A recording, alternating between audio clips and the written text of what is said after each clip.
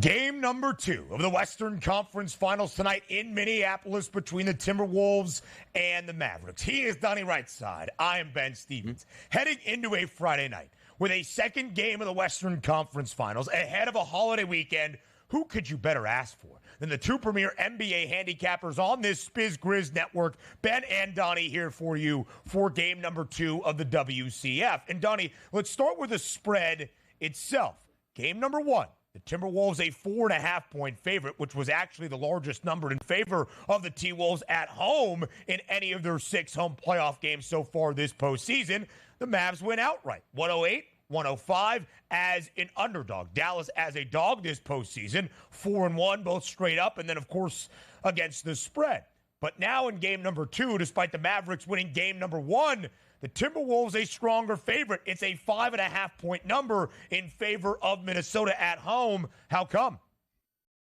I just think you're taking a look here at Minnesota being the better basketball team and you're expecting them to bounce back. You can't afford to go down 0-2 on your home court and then go in and say, well, let's handle our business 2 times in Dallas just to get back to Minnesota on a 2-2 even playing field. That can't happen. And also, if we're taking a look at the betting splits here at FanDuel, this is an interesting split that we have. Much like we talked about yesterday, where the betting public's like, wait a second, Dallas won game number 1. Now they're getting 5.5. I'll take that. You have that same feeling with the Pacers. Hey, I got 10 points and I'm getting roughly 9. I'll sign up for that again. And it was a heavy public favorite. It's not so much a heavy public favorite in this one, but take a look at this. 58% of the bets coming in on the spread are coming in for Dallas. So 58 tickets out of 100. But how about this? The percentage of the money coming in is actually 69% on the Minnesota Timberwolves. So more money is actually coming in on the Timberwolves despite more bets coming in on Dallas. So maybe some of that sharp money pushing it around a little bit. And as we talked about the opening number after we saw game number 1, Ben, it was 4.5 right away, which has since moved to 5.5 because that money is starting to push it around. And I do agree with that movement here. I have Minnesota winning the basketball game tonight. And certainly, if I think they win, it's going to be worth more than 5.5 points. So they'll win by margin. That's the way I'm going here. It is a very interesting distinction you bring up, DRS. 58% of the overall volume of bets on the Mavericks. You could think of that as the public love for a Dallas team that has already won a game on the road in the WCF. But the money is what is moving the market. Now 5.5 in favor of Minnesota. Again, that would be the largest spread in favor of the Timberwolves throughout this postseason. Minnesota has only been booked as a favorite in Minnesota at home. This is the largest number. They are 3-3, both straight up and against the number, meaning every time they win at home, they also cover that spread. It's now at 5.5. Total up by a point to 207 and a hook. I'm fascinated by this over-under, up by a point from game number 1, 108-105. It went over 206.5. All 4 victories for the Timberwolves in their second round set against the reigning champs in the Nuggets. Total stayed under. Do you think if you have the Timberwolves winning tonight and covering a 5.5-point spread, we go under 207.5? It probably should, which means you're expecting a pretty good defensive output for the Timberwolves. Also keep in mind, though, I mean, Dallas Mavericks are a very good offensive team. Like, Luka Dončić doesn't care how good your defense is. He's going to get his 25-plus points. You can certainly set your clock by that. And also, as you pointed out so many times, we're not talking about a regular season 233.5 should this game stay under the total. It's 207.5, which means both of these talented offenses, you would hope that at least one of those teams is going to be below 100 points, which technically usually is hard to do. So if I'm looking at a total itself, it's hard to take the under, but the correlation, as we know, is there. The better defensive team is Minnesota. If this game is played where both teams are below 100, you're probably going to tip your cap to the Minnesota Timberwolves. If this game has a more of up-tempo flow, then it probably leans more towards the Dallas Mavericks. So 5.5 there probably correlates with the under. One of those, 107, 100 type finals, which is if you hit the nail on the head.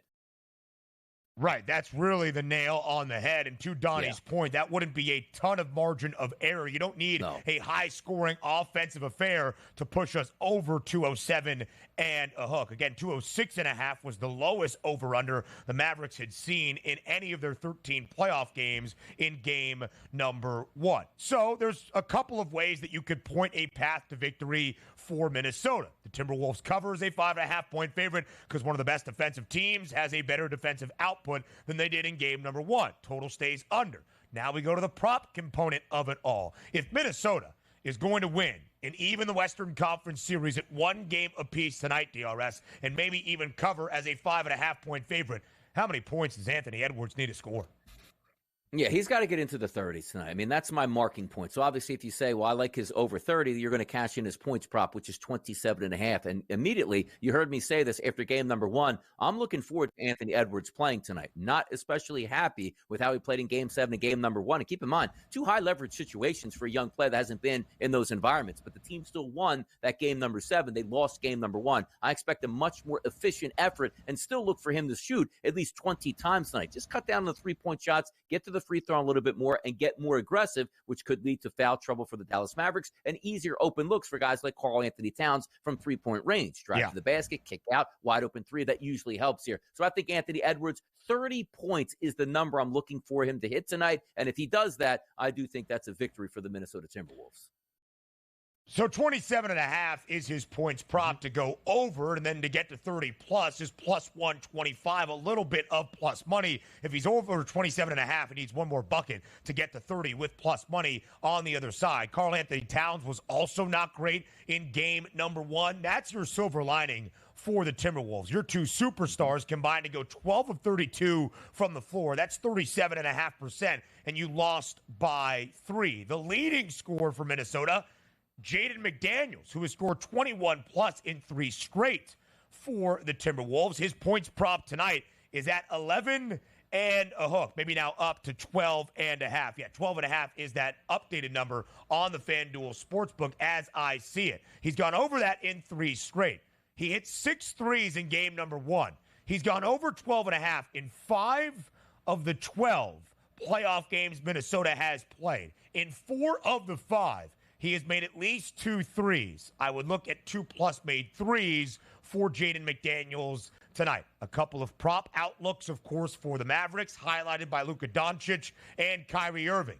Then I'll give you a best bet before I go, and Donnie Rightside will take over to close us out. It's like Listen Up reincarnate. Up next, live right here on this Friday on the Early Line.